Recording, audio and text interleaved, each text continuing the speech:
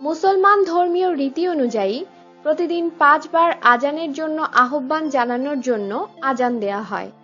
যিনি আজান দেন তাকে মুয়াজ্জিন বলা হয়। সাধারণত আজান প্রচারিত হয় মসজিদগুলোতে থাকা সুউচ্চ মিনারের সঙ্গে যুক্ত মাইক বা লাউডস্পিকারের মাধ্যমে। মুসলমানদের নামাজের জন্য আহ্বান বা আজানের ওপর বিধিনিষেধ আরোপ করবার একটি ইসরায়েলি উদ্যোগ মধ্যপ্রাচ্যের ওই এলাকাটিকে আরও অস্থিতিশীল করে তুলবার আশঙ্কা সৃষ্টি করেছে।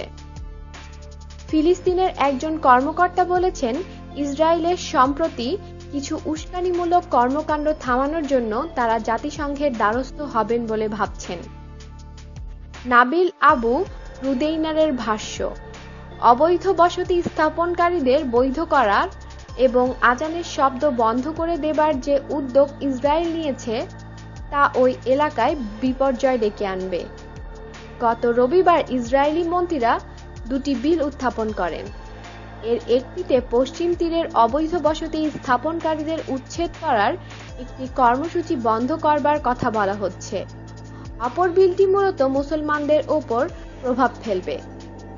ইসরায়েলের মোট জনগোষ্ঠীর 20%ই আরব এবং তাদের অধিকাংশই মুসলমান।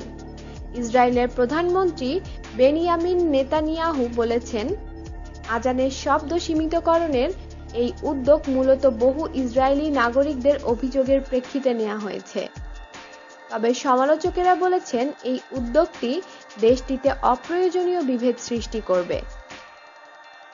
ফিলিস্তিনের ধর্ম বিষয়ক মন্ত্রী ইউসেফ ইদেইস বলেছেন, ইসরায়েল এটা করে ধর্মযুদ্ধ বাঁধিয়ে দেবার হুমকি তৈয়ার করছে।